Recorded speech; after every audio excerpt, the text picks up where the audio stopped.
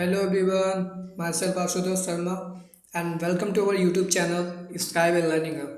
So lots of students were just waiting for our first video lecture and finally we are here with our first video. So today we are going to start a new chapter of mathematics of class 11th और उसका नाम है set theory. तो पहले तो मैं आपको introduction देना चाहूँगा इस चैप्टर के बारे में। देखिए सेट थ्योरी एक पूरी यूनिट है, ठीक है, और इसमें फाइनली अगर देखा जाए तो 3 चैप्टर्स आते हैं, जिसमें पहला नाम है सेट्स जो कि एनसीईआरटी का पहला चैप्टर है, और सेकंड चैप्टर आता है रिलेशंस एंड फंक्शंस। तो ये तीनों मिला करके सेट्स, रिलेशंस एंड फंक्शंस ये एक पूरी यूनिट बनाते हैं, जिसकी एक अलग से बुक आती है। बट आपको यहाँ पे ज़्यादा नहीं, बट बेसिक्स जो हैं हमारे सेट्स के, रिलेशंस के, फंक्शंस के, वो हम यहाँ पढ़ेंगे 11th में। और आप जब नेक्स्ट ईयर पहुँचेंगे क्लास 12th में, तो वहाँ पे भी आपको रिलेशन और फंक्शन से स्टार्ट होगा एनसीईआरटी का पहला चैप्टर, ठीक है। वहाँ पे आपको क्या मिलेगा, ये जो आप पढ़ के गए यहाँ पे सेट्स, रिलेशंस और फंक्शन, उसके आगे से कंटिन्यू होगा।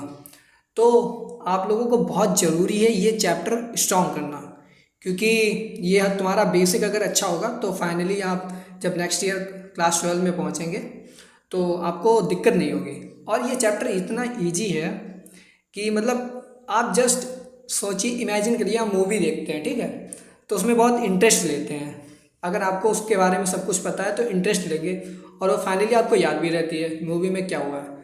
तो आपको जस्ट यहाँ पे मूवी की तरह ये चैप्टर को बिल्कुल समझना है और फाइनली आपको याद भी रखना है, ठीक है। तो आज हम स्टार्ट करेंगे अपना पहला वीडियो लेक्चर सेट थ्योरी का, ठीक है, जिसमें कि हम इंट्रोडक्शन टू सेट्स। और बहुत से लोग सोच रहे होंगे कि सर सेट तो जानते हैं क्या होता है, सर कलेक्शन होता है, ऑब्जेक्ट्स होते हैं कुछ, ठीक है, या एलिमेंट्स होते हैं, ठीक है, उनका कलेक्शन होता है। बट सर मैथमेटिक्स में सेट को कैसे डिफाइन करेंगे? देखो जनरली जो डेली लाइफ में होता है ना, उसको कनेक्ट करके अगर हम पढ़ेंगे तो बहुत अच्छे से समझेंगे। तो सेट आप लोग जानते हैं क्या होता है, कलेक्शन होता है, ठीक है। तो कलेक्शन तो यहाँ पे मैथमेटिक्स में भी वही है, कलेक्शन तो होगा, बट रियल लाइफ में किसका कलेक्शन होता है? जैसे कि बहुत सी चीज़ें होती हैं हमारे, मान लीजिए लकड़ी का गट्ठर है, उसमें भी बहुत सारी लकड़ियाँ होंगी, वो भी तो एक सेट है, ठीक है। और कप्स होते हैं, कप आते हैं, तो उनका भी एक सेट होता है। तो डेली लाइफ में ये तुम्हारे एलिमेंट्स बोले जाते हैं, ऑब्जेक्ट्स। बट यहाँ मैथमेटिक्स में क्या होगा, यहाँ पे मैथ्स की लैंग्वेज में सेट हम पढ़ेंगे, ठीक है, और उनके ऊपर पूरी मैथ्स बनाई गई इस सेट के ऊपर। तो स्टार्ट करते हैं ना फर्स्ट लेक्चर, जिसमें कि पहले नंबर पे तो हम सेट की डिफिनीशन पढ़ेंगे। तो फाइनल आपको आइडिया लग गया सेट क्या होता है, कलेक्शन। तो यहाँ पे भी डिफिनीशन इसकी क्या बनती है, देखिए मैं आपको बता रहा हूँ इसकी डिफिनीशन क्या बनेगी। तो सेट क्या होता है, कलेक्शन। क्या होता है, कलेक्शन, ठीक है, किसका कलेक्शन होता है, ऑफ।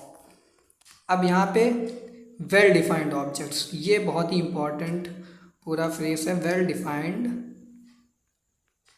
ठीक है, वेल डिफाइंड डिस्टिंक्ट, वो भी अलग अलग डिस्टिंक्ट ऑब्जेक्ट्स। तो सेट की डिफिनेशन क्या बनी, collection, it is a collection of well defined distinct objects. तो ये हमारी डिफिनीशन हुई है, ठीक है। और देखते हैं हम डिफिनीशन में इसकी, हाँ, a set is the collection of well defined distinct objects और elements. A set is denoted by, अब देखिए सेट की डिफिनेशन क्या है, well defined object, distinct object.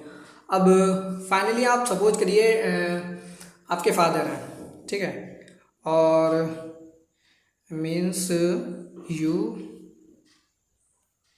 और यहाँ पे आपके क्या है, फादर, ठीक। तो आपके फादर हैं, फादर के मान लीजिए आप भाई बहन हैं, 2 या 3, मान लीजिए 2 या 3 भाई बहन हैं, ठीक है। तो फादर के आप लड़के या लड़कियां, ठीक है, 2 या 3 आप भाई बहन हुए। तो अगर देखा जाए तो सेट भी ऐसे ही है। सेट में क्या होता है, एक सेट होता है और उसके अंदर भी एलिमेंट्स होते हैं। जैसे कि फादर मान लीजिए एक सेट है पूरा, और इनके बच्चे होंगे, चिल्ड्रन होंगे, ठीक है। तो चिल्ड्रन में आप होंगे, आपके भाई होंगे, आपकी सिस्टर होंगी, ठीक है। तो ये आपका भाई और सिस्टर क्या हुए, एलिमेंट्स हुए, और आपके फादर क्या हुए, पूरा एक सेट हुआ है। तो ऐसे ही हमारा सेट होता है। सेट में क्या होता है, मान लीजिए एक सेट है पूरा, ठीक है, और यहाँ पे कुछ एलिमेंट्स लगे हैं जिनको हम कुछ भी अभी डॉट डॉट लगा दीजिए, ऐसे डिफाइन करते हैं। ये सेट है पूरा सर्कल वाला, और इसके अंदर ये डॉट्स हमने जो लगाए ये इसके अंदर एलिमेंट्स हैं। तो अब हम इसका नेम भी कुछ रखते हैं, सेट का क्या होता है। तो जितने भी सेट्स होंगे उनको हम कैपिटल लेटर से डिनोट करते हैं। किससे डिनोट करते हैं, capital letters, capital letters, capital letters. जैसे कि हमारा ये हमने सर्कल बनाया, एक सेट है, तो इसको हम ए बोल देंगे, ठीक है, या तो बी बोल दीजिए, सी डी ई एफ, जो कुछ मतलब लेट कर लीजिए कुछ भी, बट वो लेटर्स कैसे होने चाहिए, कैपिटल में होने चाहिए। हम एक्स भी मान सकते हैं, वाई भी मान सकते हैं, जेड भी मान सकते हैं। तो ये हमारा डिनोशन किसका होता है, सेट का। सेट को हम डिनोट करते हैं कैपिटल लेटर्स से। और इनके जो एलिमेंट्स होंगे, अब आप कहेंगे इनके एलिमेंट्स को हम कैसे डिनोट करेंगे, तो इनके एलिमेंट्स हम डिनोट करते हैं स्मॉल लेटर्स से। जैसे कि हमने जो डॉट्स रखे हैं ये एलिमेंट्स हैं, तो इनको हम किससे डिनोट करेंगे, स्मॉल से। देखिए कैसे, ए बी सी, ठीक है, डी ई एफ, जितने भी एलिमेंट्स लीजिए सेट के अंदर रख दीजिए। और एक्स बाई जेड से भी कर सकते हैं, एक्स बाई जेड। तो हम डिनोट करेंगे सेट को इस कैपिटल लेटर से, और उनके एलिमेंट्स हैं जो, उनको करेंगे हम स्मॉल लेटर से, ठीक है। इतनी बात समझ में आ गई। अब आगे देखते हैं क्या है। तो ये तो डिफिनीशन हो गई है, ठीक है। What are sets, a set is the collection of well defined distinct objects और एलिमेंट्स।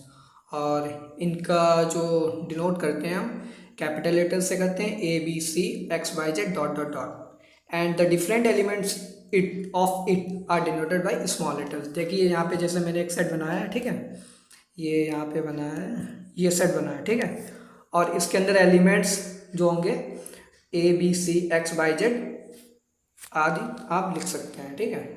तो ये तो सेट की बात हो गई, और सेट को डिनोट कैसे करते हैं और उसके एलिमेंट्स को कैसे डिनोट करते हैं, इतना आपने समझ लिया। अब एक और बात है, जैसे कि अब आपने सेट पढ़ लिया है, और सेट के अंदर जो एलिमेंट्स होते हैं अब हम उनको कैसे लिखेंगे। सपोज करिए आपके पास A B C D E 5 elements हैं, और आपको दिखाना ये सेट है। तो हमने बोला सेट को कैसे डिनोट करते हैं, कैपिटल लेटर से। तो मान लीजिए ये कोई सेट है ए, ठीक है, और इसके एलिमेंट्स हमने कितने बताए, 5, ए बी सी डी ई। तो हम लिखेंगे ए इज इक्वल टू, अब देखिए ब्रैकेट्स ये जो लगाए हैं बहुत ही इंपॉर्टेंट है, क्योंकि बहुत से बच्चे क्या करते हैं, ये देखा कर्ली ब्रैकेट, अरे ये बहुत लॉन्ग है, तो वो क्या करेंगे, शॉर्ट में ये वाला ब्रैकेट बना देंगे, लेकिन ये गलत है, ठीक है।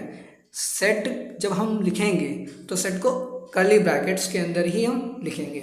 अब सेट का नाम तो हमने क्या बोल दिया, ए है, उसके एलिमेंट्स कौन से हैं, ए बी सी डी ई। तो हम लिखेंगे एलिमेंट्स उनके इस कर्ली ब्रैकेट्स के अंदर, बट हर एलिमेंट के बीच में हम कॉमा लगाएंगे, ये बात ध्यान रखिएगा। जैसे कि हमने लिखा ए comma B comma C comma D comma ई, और यहाँ पे हम कर्ली ब्रैकेट क्लोज कर देंगे। तो ये हमारा कोई सेट हो गया ए, और इसके अंदर elements A B C D E, जिनको हम कॉमा के द्वारा सेपरेट करते हैं और कर्ली ब्रेसेस के अंदर बंद करते हैं, ठीक है। अब बात करते हैं हम इसके अंदर कितने एलिमेंट बोले थे हमने, 5, यहाँ पे 5 दिख रहे हैं। तो अगर हमें दिखाना हो कि कोई सेट ए है और उसके अंदर एलिमेंट 5 है, ठीक है, तो हम उसको कैसे लिखेंगे मैथमेटिकली, तो लिखेंगे एन स्मॉल है, ठीक है। और अब यहाँ पे हम ये वाला ब्रैकेट के अंदर बंद करेंगे इसको, एन ए, और कितने इसके अंदर हैं एलिमेंट्स, 5, तो यहाँ पे लिख देंगे 5। तो ये जो हमने लिखा है N A is equal to 5, ये हमारे सेट ए के अंदर 5 एलिमेंट हैं, तो हम इसको बोलते हैं कार्डिनैलिटी। क्या बोलते हैं, कार्डिनैलिटी, कार्डिनैलिटी ऑफ सेट ए। ये सेट ए की कार्डिनैलिटी है। अब सेट कोई भी हो सकता है, A B C D X Y Z, कोई भी सेट हो, उसके अंदर जितने भी एलिमेंट्स हों और इस फॉर्म में लिखे हुए, जैसे कि N is equal to 5, N X is equal to 6, N Y is equal to 10। तो ये जो नंबर्स हैं 10, 5, 6, ये क्या है, उस सेट की कार्डिनैलिटी है। ये बहुत ही इंपॉर्टेंट है, कार्डिनैलिटी। अभी आगे हम डिटेल में पढ़ेंगे कार्डिनैलिटी क्या होती है और इसका फार्मूला भी होता है, कैसे क्या हम निकालते हैं। तो इतना आपने सीख लिया कि सेट को हम डिनोट कैसे करते हैं और उसके एलिमेंट्स अगर दिए हैं तो उनको कैसे लिखेंगे मैथमेटिकली। ठीक है, अब हम आगे बढ़ते हैं और एग्जाम्पल्स देखते हैं सेट के। तो डेली लाइफ में बहुत सारे एग्जाम्पल होते हैं, पहले तो हम मैथमेटिकली देखते हैं मैथमेटिक्स में कौन कौन से सेट के एग्जाम्पल होते हैं। जिसमें कि पहला एग्जाम्पल है हमारा all the complex real natural numbers. आपके जितने भी नेचुरल नंबर्स हैं, ठीक है, 1 2 3 4 5 डॉट डॉट, ठीक है, जितने भी नेचुरल नंबर्स हैं वो भी एक सेट है। और बात करते हैं कॉम्प्लेक्स नंबर्स की। हालांकि आपने अभी कॉम्प्लेक्स नंबर नहीं पढ़ा है, वो हम आगे पढ़ाएंगे, बट कॉम्प्लेक्स नंबर का जो सेट मतलब कलेक्शन होता है कॉम्प्लेक्स नंबर का, वो भी सेट होता है। रियल नंबर जितने भी हैं सारे, उनका कलेक्शन भी क्या होता है, एक सेट होता है। और नेचुरल नंबर उनका भी सेट है। जैसे कि हम बात करते हैं नेचुरल नंबर्स की, तो हम उनको डिनोट करते हैं कैपिटल लेटर्स से। किससे करते हैं, कैपिटल लेटर्स, कैपिटल एन। और हम बात करते हैं रियल नंबर, तो उसको हम डिनोट करते हैं कैपिटल आर से। ओके, और कॉम्प्लेक्स नंबर को कैपिटल सी। तो अगर हम रियल नंबर का सेट लिखना चाहें तो रियल नंबर माइनस इन्फिनिटी से जाएगा, माइनस इन्फिनिटी, ठीक है, comma dot dot dot 1, minus का 1, 0 1 और डॉट डॉट डॉट प्लस का इन्फिनिटी, और यहाँ पे क्लोज कर दीजिए। तो ये तो हमारा रियल नंबर का हो गया सेट। ऐसे ही कॉम्प्लेक्स नंबर का होता है, वो हालांकि अभी मैं नहीं बताऊंगा, जब अगला हम जब कॉम्प्लेक्स नंबर चैप्टर पढ़ेंगे तो आपको वहाँ पे डिटेल में पढ़ाएंगे कॉम्प्लेक्स नंबर क्या होता है। तब तक कितना समझ लीजिए, कॉम्प्लेक्स नंबर, रियल नंबर और जितने भी होल नंबर वगैरह सब, इवन नंबर, ऑड नंबर, सबका कलेक्शन क्या होता है, हमारा सेट होता है। और हम बढ़ते हैं सेकेंड एग्जाम्पल। अच्छा हाँ, आपने अल्फ़ाबेट्स पढ़े हैं, वॉवेल्स, कॉन्सोनेंट, उनका भी सेट होता है। वॉवेल्स हैं, ठीक है, उनको हम अलग सेपरेटली लिखेंगे, ठीक है, तो वो भी एक सेट होता है। और कॉन्सोनेंट लिखेंगे, वो भी एक सेट होता है। अब हम थर्ड एग्जांपल देखते हैं, इंडिया में कितनी स्टेट्स हैं। देखिए ये सब वेल डिफाइंड है, ये कैसे एग्जांपल्स हैं, वेल डिफाइंड। तो इंडिया में स्टेट्स भी हमें पता है, काउंटेबल है कि हाँ इतनी स्टेट्स हैं। तो जितनी भी स्टेट्स हैं इंडिया में उसका भी एक सेट है। और एक साल में मंथ्स 12 होते हैं, जनवरी, फरवरी, मार्च, अप्रैल, डॉट डॉट, ठीक है, दिसंबर तक। तो इनको अगर हम कर्ली ब्रेसेस के अंदर लिखेंगे तो ये भी एक पूरा सेट बनाएगा। ऐसे ही साल में जितने भी मंथ होते हैं इनका भी सेट होता है। और वीक में डेज होते हैं, Sunday, Monday, Tuesday, Wednesday, Thursday, Friday, Saturday, तो इनको हम कर्ली ब्रेसेस के अंदर लिखेंगे, ये भी पूरा एक सेट बनाएगा। किसका सेट बनाएगा, डेज का। तो लिख देंगे this is equal to, curly braces के अंदर लिख देंगे, ये भी पूरा सेट बन गया। फिर हम 6 नंबर पे आते हैं। ये बहुत ही कॉमन एग्जाम्पल है, ठीक है, स्टूडेंट्स इन योर क्लास और इन स्कूल। आपके स्कूल में जितने भी स्टूडेंट्स हैं उनका कलेक्शन क्या होगा, वो भी एक सेट होगा। आपके क्लास में जितने भी स्टूडेंट्स हैं उनका भी कलेक्शन क्या होगा, सेट होगा, ठीक है। और यहाँ पे एक रिमार्क है, the class of any set is not a set. देखिए ये थोड़ा एग्जाम्पल बहुत ही मतलब कह सकते हैं आपके लिए तो हायर लेवल का है, बट कोई भी मैथमेटिकली एग्जाम्पल या स्टेटमेंट अगर स्टार्ट होता है क्लास ऑफ से, ठीक है, ये बहुत ही इंपॉर्टेंट है। क्लास ऑफ से अगर कोई स्टेटमेंट स्टार्ट हो रहा है तो वो हमारा सेट नहीं होगा, ठीक है। अभी तो हमने आपको सारे एग्जांपल्स बताए जो सेट के थे, बट यहाँ पे एक रिमार्क हमने लगाया है, जो भी स्टेटमेंट सेट ऑफ, जैसे कि सेट ऑफ ऑल ग्रुप, वो क्लास ऑफ से जो शुरू होंगे, ठीक है, class of all groups, class of all graphs, ऐसे के एग्जांपल हमने 2 डाल दिए। यहाँ पे बहुत सारे होते हैं, बट क्लास ऑफ से जितने भी स्टेटमेंट शुरू होंगे वो हमारे सेट के अंदर इंक्लूड नहीं होंगे। तो एक रिमार्क था, बहुत ही इम्पॉर्टेंट है। और आगे बढ़ते हैं हम। अब हम प्रैक्टिस टाइम मतलब कुछ एग्जांपल्स और देखते हैं, और देखते हैं वो सेट के एग्जांपल्स हैं या नहीं हैं। तो बढ़ते हैं आगे। तो लेट्स ट्राई इट आउट। जिसमें कि पहला एग्जांपल है, collection of best top 5 cricketers in India. अच्छा, जब मैंने स्टार्टिंग में आपको डेफिनेशन बताई थी सेट की, तो मैंने बोला था it is the collection of well defined, क्या बोला था हमने, collection of well defined distinct objects. ठीक, ये मैंने बोला था आपको, वेल डिफाइंड। अच्छा, फर्स्ट एग्जांपल देखते हैं। Collection of best top 5 cricketers in India. India में टॉप 5 क्रिकेटर्स का कलेक्शन अगर हम करें तो वो क्या एक सेट बनेगा? तो आप लोग कह देंगे हाँ सर कलेक्शन है तो सेट है, बट ऐसा नहीं है। आप डिफिनीशन पे गौर कीजिए, वेल डिफाइंड लिखा है ना, तो वेल डिफाइंड का मतलब क्या है? इंडिया में क्या आप सिलेक्ट कर पाएंगे कि 5 यही खिलाड़ी हाँ टॉप है? ठीक है, ऐसा नहीं कि विराट कोहली ने आज बहुत अच्छा परफॉर्म किया तो ये बेस्ट बन गए और अगले मैच में लोग पहली बॉल पे आउट हो गए, तो ऐसा कुछ नहीं है। इंडिया में बहुत सारे ऐसे भी क्रिकेटर्स हैं जो कि टीम में नहीं, टीम के लिए नहीं खेल रहे हैं, बट वो अच्छा परफॉर्म कर सकते हैं जो इंडियन टीम में है। तो आप क्या क्या कह सकते हैं कि इंडियन टीम में वही टॉप पे है, वही बेस्ट है? ऐसा कुछ नहीं है। तो ये वेल डिफाइंड है ही नहीं। आप किसी भी व्यक्ति को जज नहीं कर सकते कि ये बेस्ट है और टॉप 5 में आता है। ठीक है, तो ये हमारा जो कलेक्शन होगा best top 5 cricketers in India, ये हमारा सेट नहीं होगा। तो पहला जो एग्जांपल है वो सेट का नहीं है, और हम बढ़ते हैं दूसरे एग्जांपल्स की ओर। सेकंड एग्जांपल पे आते हैं। Collection of most talented students in your class. बहुत ही बढ़िया एग्जांपल है। अच्छा हाँ, आपकी क्लास में आप बता सकते हैं मोस्ट टैलेंटेड स्टूडेंट्स का कलेक्शन, मतलब अगर कह दिया जाए 4 बच्चे में निकाल के दिखाओ जो मोस्ट टैलेंटेड है, तो आप निकाल पाएंगे? बहुत से बच्चे सोच रहे हैं हाँ सर बता तो सकते हैं बहुत टैलेंट है। अच्छा, टैलेंट किसको मानते हैं?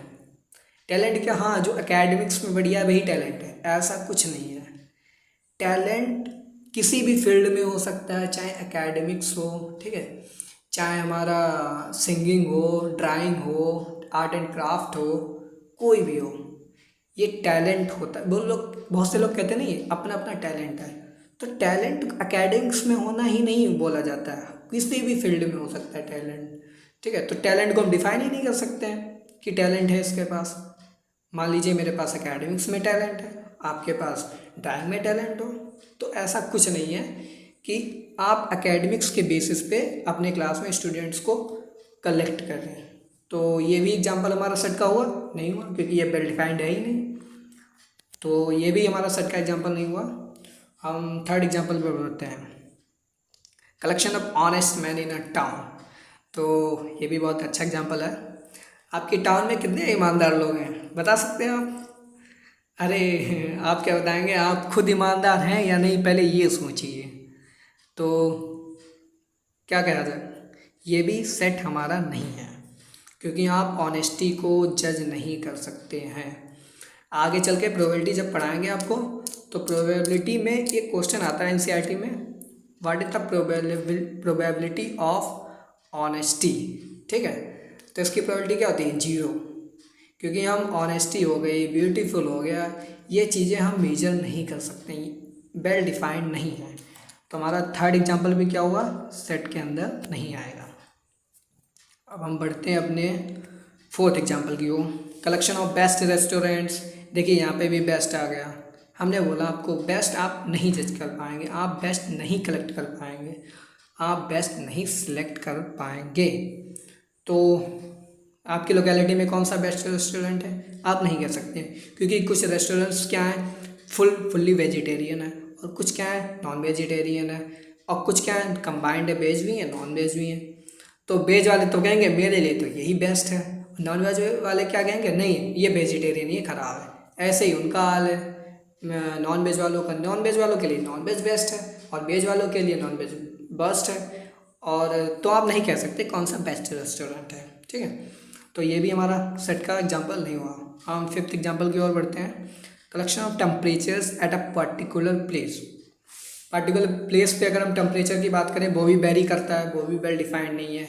आपने अभी कुछ और मेजर किया, मिली सेकेंड नैनो सेकेंड्स में टेम्परेचर और वेरी कर जाएगा, तो टेम्परेचर भी स्पेसिफिक नहीं है, तो ये भी वेल डिफाइंड नहीं है, तो ये भी सेट का एग्जाम्पल नहीं है। सिक्स एग्जाम्पल की ओर बढ़ते हैं। Collection of most beautiful girls. अभी हमने क्या बोला था, ब्यूटीफुल हो गया, ऑनेस्टी हो गया, इनको हम मेजर नहीं कर सकते हैं। तो ये भी हमारा नॉट डिफाइंड है, अनडिफाइंड है मीन्स, तो मोस्ट ब्यूटीफुल गर्ल्स का कलेक्शन भी हम नहीं कर सकते हैं। अब लास्ट के दो एग्जाम्पल बहुत ही इंटरेस्टिंग है।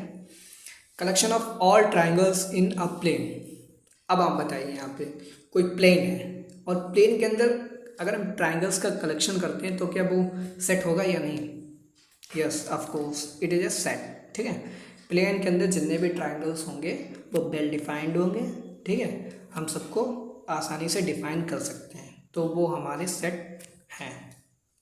और लास्ट एग्जांपल की ओर बढ़ते हैं। Collection of people of India. अब इंडिया में कितनी पॉपुलेशन है वो भी आप जानते हैं, वो भी वेल डिफाइंड है। ठीक है, तो ये भी एक सेट है हमारा। तो फाइनली 6 एग्जाम्पल जो हमने ऊपर के देखे वो हमारे सेट के अंदर नहीं आते थे, और लास्ट के जो 2 एग्जाम्पल्स हैं 7th और 8th वो सेट हैं। तो आपकी एनसीईआरटी में जो पहली एक्सरसाइज है, या पहली या शायद दूसरी, उसमें देखिएगा और ट्राई करिएगा, ऐसे बहुत सारे एग्जाम्पल्स दिए हैं, तो देखिएगा आपसे कितने सॉल्व हो रहे हैं। और शायद आपके जहाँ तक मैंने सब बता दिए एग्जाम्पल्स, बट फिर भी आप ट्राई करिएगा एनसीईआरटी में कौन कौन से एग्जाम्पल्स छूटे हैं आपके। तो बढ़ते हैं आगे। यस, अब हम कुछ सिंबल्स की बात कर लेते हैं। अब मैथमेटिक्स में अब आपका 11th है, फर्स्ट ईयर, तो ये सिंबल्स तो आपको आने ही चाहिए, क्योंकि आगे चल के जब आप रिलेशन पढ़ेंगे ना, तो रिलेशन में टोटली रिलेशन और फंक्शन एक ऐसा चैप्टर है जिसमें कि मैथ में लिखा नहीं जाता, ज़्यादा सिंबल्स का यूज किया जाता है। आप समझ भी नहीं पाएंगे लिखा गया है, 2-4 सिंबल बने होंगे और आप सोचेंगे ये हमें समझ में नहीं आ रहा क्या लिखा है, जबकि उस एक स्टेटमेंट के अंदर जो सिंबल्स के द्वारा लिखा गया है बहुत बड़ा उसका सल्यूशन निकल के आता है, समझ गए? तो सिंबल ये देखने में तो छोटे लग रहे हैं, बट इनका बहुत यूज है और आगे चल के आपको बहुत परेशानी होने वाली है अगर आप यहाँ पे नहीं ध्यान दे रहे हैं। ठीक है, तो कुछ सिंबल्स यहाँ पे हैं। पहला है इट इम्प्लाइज। जैसे कि आपने कुछ लिखा और उसका इम्प्लीकेशंस आ रहा है कुछ, तो उसके लिए हम यूज करेंगे इट इम्प्लाइज, जिसको हम ऐसे लिखते हैं, इट इम्प्लाइज। ठीक है, और इफ़ एंड ओनली इफ़ के स्टेटमेंट्स आते हैं बहुत सारे, इफ़ एंड ओनली इफ़, तो उसको हम डबल इम्प्लीकेशन बोलते हैं, इसको ऐसे लिखते हैं इफ़ एंड ओनली इफ़ का। ठीक है, और बिलोंग्स टू, जैसे कि हमने बोल दिया कि टू है, टू उठा लिया। ठीक है, और कोई सेट ए है, हमने बोल दिया ये टू जो हमारा एलिमेंट है ये सेट ए के अंदर आ रहा है, तो हम कैसे लिखेंगे उसको? मैं ऐसा थोड़ा ना लिखेंगे two is in set A, ऐसे नहीं लिखेंगे हम, मैथमेटिकली इसको लिखेंगे two belongs to set A. ठीक है, तो ये बिलोंग्स टू का सिंबल होता है। और चौथा देखते हैं, देयर एग्जिस्ट। हाँ, ये देयर एग्जिस्ट का सिंबल होता है, जिसको हम मिरर इमेज मान लीजिए ई की। ठीक है, तो इसको हम बोलेंगे देयर एग्जिस्ट। और फॉर एवरी के लिए हम यूज करते हैं उल्टा ई, फॉर एवरी। ठीक है, और बहुत से सारे सेट ऐसे होते हैं जिनके अंदर कोई भी एलिमेंट नहीं होता। ठीक है, तो उनको हम बोलते हैं एम्प्टी सेट, और उनको हम डिनोट करते हैं 5 से। ठीक है, या तो 5 लिख दीजिए, या तो सिंपली आप करली ब्रेसेस और इनके अंदर कुछ मत लिखिए, तो ये क्या हो जाएगा? Empty set. अगर आप सोच रहे हैं कि करली ब्रेसेस है और इसके अंदर जीरो डाल दीजिए, सर ये भी एम्प्टी सेट है। नो, यहाँ पे जीरो क्या है? एलिमेंट है, हमें कुछ भी ब्रेसेस के अंदर नहीं रखना है। अब ये हमारा क्या हो गया? एम्प्टी सेट हो गया। अगर आप जीरो रख देंगे तो ये एम्प्टी नहीं होगा, इसके अंदर एक एलिमेंट है ना, तो इसको बोलते हैं सिंगलेटन सेट। क्या बोलते हैं? सिंगलेटन।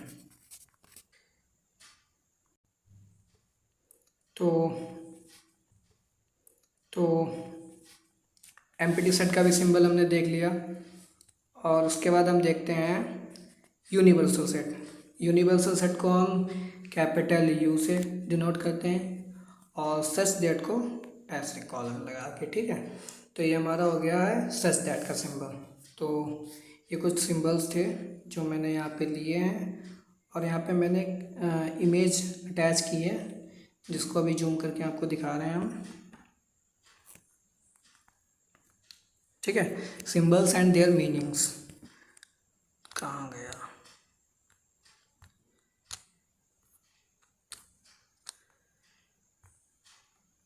There exist. हाँ, देखिए पहला एग्जांपल है देयर एग्जिस्ट का, जो कि मैं बता चुका हूँ। फॉर ऑल ये भी बता चुका हूँ। Implies, double implication, belongs to. हाँ, अगर आपको जैसे कि मैंने बोला बिलोंग्स टू, ये मैं बोल दूँ कि मैंने 2 एलिमेंट लिया था जो सेट ए को बिलोंग कर रहा था। अगर मैं बोल दूँ 2 एलिमेंट सेट ए को नहीं बिलोंग कर रहा तो हम क्या लिखेंगे, 2 does not belongs to set A. हम क्रॉस मार देंगे, कोई भी हो जहाँ पे नॉट लग जाए उस सिंबल के ऊपर क्रॉस मार देना। जैसे कि बिलोंग्स टू है, नॉट बिलोंग्स टू कट मार दिया, बिलोंग्स टू का ऐसा सिंबल होता है। तो ये बिलोंग्स टू और नॉट बिलोंग्स टू का सिंबल हो गया। उसके बाद हमारा आता है सबसेट का। तो सबसेट का हम ऐसे बनाते हैं, लेटा हुआ यू और यहाँ पे नीचे एक लाइन, ठीक है। तो ये हमारा सबसेट हो गया। और एक होता है हमारा सुपर सेट, इसी को उल्टा कर दो तो ये सुपर सेट हो जाएगा। और उसके बाद प्रॉपर सेट, प्रॉपर सेट में क्या होता है, केवल ऐसे बनाते हैं, नीचे हम डंडी नहीं लगाते हैं। ये प्रॉपर सेट का हो गया। और प्रॉपर सुपर सेट की बात की जाए तो इसको उल्टा कर दीजिए, ये प्रॉपर सुपर सेट हो गया। और real number is not related to, अच्छा हाँ, अब देखिए रिलेटेड टू, जैसे कि हमने अभी बोला बिलोंग्स टू, ऐसे ही रिलेटेड टू आगे आएगा। जैसे कि कोई एलिमेंट दिया होगा, बोला होगा ये इस सेट को रिलेट कर रहा है, means two related to A, two related to B, तो हम लिखेंगे टू रिलेटेड टू ए, ठीक है। सेट ए को रिलेट कर रहा है, मतलब सेट ए को बिलोंग कर रहा है, सेट ए में है। ऐसे अगर नॉट रिलेटेड की बात करें तो क्या हम करेंगे, ऊपर से क्रॉस मार देंगे। तो ये हमारा नॉट रिलेटेड टू का हो गया। ऐसे ही सच दैट का भी बता दिया आपको। और यूनियन अभी हम पढ़ाएंगे, ऑपरेशंस होते हैं कुछ सेट पे, तो वहाँ पे इसका यूज आएगा, यूनियन, इंटरसेक्शन। नल सेट हम बता चुके हैं, नेचुरल नंबर को एन से डिनोट करेंगे, और इंटीजर्स का सेट है तो कैपिटल आई से डिनोट करेंगे।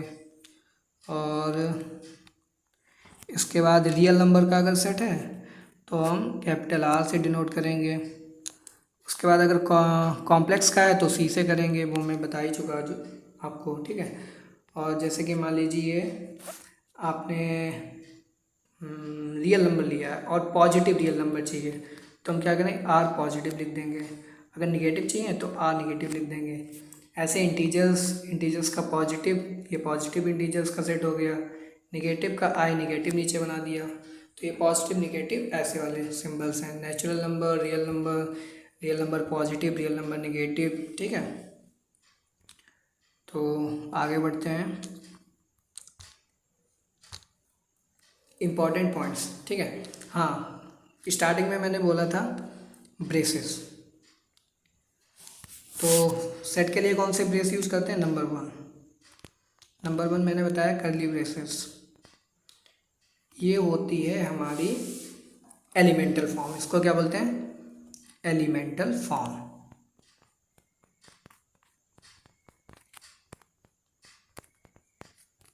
एलिमेंटल फॉर्म, अच्छा एलिमेंटल फॉर्म क्यों होती, क्योंकि मैंने बोला सेट, और सेट के अंदर एलिमेंट्स होते हैं, और एलिमेंट्स को किसके अंदर रखते हैं, कर्ली ब्रेसेस के अंदर, ठीक है। तो इसीलिए ये जो ब्रेसेस हैं इसके अंदर कुछ भी लिखा हो वो एलिमेंट्स होते हैं। मीन्स अगर हमने 3 एलिमेंट्स डिफरेंट लिखे तो 3 एलिमेंट्स हैं उसके अंदर केवल, अगर एक लिखा तो एक ही, अगर कुछ नहीं लिखा तो नल है वो, 4 लिखे तो 4 है। अगर इन्फिनाइट नंबर्स लिखे, इन्फिनाइट एलिमेंट्स लिखे हैं तो वो इन्फिनाइट है उसके अंदर एलिमेंट्स, ठीक है। तो ये क्या डिनोट करता है, एलिमेंटल फॉर्म। अब सेकेंड की बात करते हैं हम, स्मॉल ब्रेसेस। अब देखिए स्मॉल ब्रेसेस, एक तो ये रेंज को डिनोट करता है, किसको करता है, रेंज को। मीन्स अगर इसके अंदर 2 एलिमेंट्स लिखे हैं और कॉमा से सेपरेटेड हैं तो आप ये समझ लीजिए कि वो रेंज लिखी है हमारी। जैसे कि ए कॉमा बी, तो ए और बी के बीच में जितने भी एलिमेंट्स हैं उसको ये डिनोट कर रहा है। जैसे कि ए और बी के बीच में हमने लिख लिया ए, और ए और बी के बीच में है 1 2 3, और यहाँ पे बी लिख दिया। लेकिन हमें लेने केवल इतने ही हैं, रेंज लिखनी है ना ए और बी के बीच में, तो 1 2 3 लिखने हैं। तो हम क्या करेंगे, सिंपली इसको लिखेंगे ए कॉमा बी, मतलब ए कॉमा बी के बीच में जितने भी एलिमेंट्स हैं वो यहाँ पे 1 2 3 होंगे, ठीक है। तो ये तो रेंज फॉर्म होती है। अब देखिए स्मॉल ब्रेसेस लगा है, तो स्मॉल ब्रेसेस का मतलब क्या है कि हमें ए और बी को इंक्लूड नहीं करना है, ठीक है। रेंज हम लिखेंगे तो ए और बी को इंक्लूड नहीं करना है। अच्छा अगर हमें बाई चांस मान लीजिए इंक्लूड करना है तो फिर हम क्या करेंगे, तो हम क्या करेंगे, लार्ज ब्रैकेट, ठीक है, बिग ब्रेसेस जिनको भी बोलते हैं उनको यूज करेंगे। तो देखते हैं, इसको डिलीट कर देते हैं। यस, जैसे कि ये ए है, ठीक है, और ये बी है, तो यहाँ पे ए और बी दोनों इंक्लूड हो रहे हैं। वहाँ पे क्या था, ए और बी इंक्लूड नहीं हो रहे थे। अगर हमें मान लीजिए ए को इंक्लूड करना है, बी को एक्सक्लूड करना है, मतलब उस रेंज में हमें ए से स्टार्ट करना है, बट हमें लास्ट में बी है जो उसको नहीं लेना है, तो हम क्या करेंगे, ए से स्टार्ट करना है तो ए के अंदर ए के पहले ये वाला बड़ा वाला ब्रैकेट लगा दिया, और बी को नहीं लेना है तो ये ऐसा लगा दिया। अगर सपोज करिए हमको ए को नहीं लेना, बी को लेना है, तो हम क्या करेंगे, ए के स्मॉल ब्रैकेट लगा दिया ए की तरफ, और बी लिखेंगे उसकी तरफ बड़ा वाला ब्रैकेट लगा देंगे, ठीक है। तो ये ब्रेसेस का फंडा होता है, तो बहुत ही ध्यान रखिएगा। तो ये वाली रेंज फॉर्म होती है, और वो हमने जो आपको बताए थे ये कर्ली ब्रेसेस, ठीक है, ये तुम्हारी एलिमेंटल फॉर्म होती है। तो यहाँ पे देख लीजिए एक बार डिफरेंस बिटवीन ब्रेसेस। तो पहला पॉइंट लिखा है कर्ली ब्रेसेस के अंदर a comma b represents elemental form, that is x, मान लीजिए कोई भी वेरिएबल है, उसकी वैल्यू केवल होगी ए और बी, मतलब दो ही एलिमेंट हैं तो दो ही वैल्यू आएंगी। तो ये तो तुम्हारी होगी एलिमेंटल फॉर्म, जिसको हम सेट के एलिमेंट्स लिखते हैं जिसके अंदर, ठीक है। और सेकंड है स्मॉल ब्रेसेस के अंदर लिखा है a comma b represent the range और ओपन इंटरवल। अभी इंटरवल भी आपको बताएंगे। इतना याद रखिए कि कोई भी वेरिएबल एक्स है तो उसकी रेंज कहाँ से, ए और बी के बीच में है, ठीक है। देखिए यहाँ पे ए और बी ओपन इंटरवल है, और अगर हमें क्लोज इंटरवल लेना है तो क्या करेंगे, ए और बी को भी इंक्लूड करना पड़ेगा। तो हमने आपको बताया बड़े वाले ब्रैकेट के अंदर बंद कर दीजिए ए और बी को, ठीक है। In the given range A to B both A and B are also included.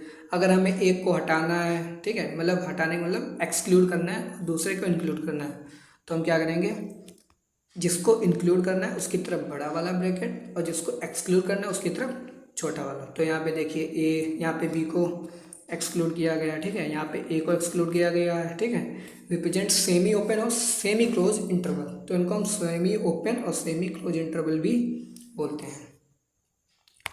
तो ये हमारा था आज का लेक्चर, और आज के लेक्चर में इतना ही है, और आगे हम नेक्स्ट वीडियो कल अपलोड करेंगे। और फाइनली अगर आपको हमारी वीडियो अच्छी लगी हो तो एक बार प्लीज़ लाइक कर दीजिएगा, कमेंट कर दीजिएगा, और अपने सारे दोस्तों में शेयर भी कर दीजिएगा। आज के लेक्चर में इतना ही था, और आप अब क्वेश्चन ट्राई कर सकते हैं। एनसीईआरटी के पहली एक्सरसाइज देखिएगा, उसमें जितने भी क्वेश्चन हो करिएगा। अगर आप पे कोई भी क्वेश्चन नहीं हो रहा है तो नीचे कमेंट सेक्शन में अपना क्वेश्चन टाइप कर दीजिएगा। मैं बाद में अगर मुझे टाइम मिलेगा तो मैं लास्ट में एक अलग से लेक्चर ले लूँगा, ठीक है, और आपकी जितनी भी प्रॉब्लम्स हैं उनको सॉल्व करा दूँगा। और अगर आपको पीडीएफ चाहिए हो इन नोट्स की तो नीचे डिस्क्रिप्शन बॉक्स में आपको लिंक मिलेगा, वहाँ से आप हमारी पीडीएफ डाउनलोड कर सकते हैं, ठीक है। और टेलीग्राम चैनल है उसका भी लिंक नीचे दिया है, और फेसबुक इंस्टाग्राम दोनों पे आप हमें फॉलो कर सकते हैं, ठीक है। और for more updates subscribe to our channel and hit the bell icon, and thanks for watching, have a good day.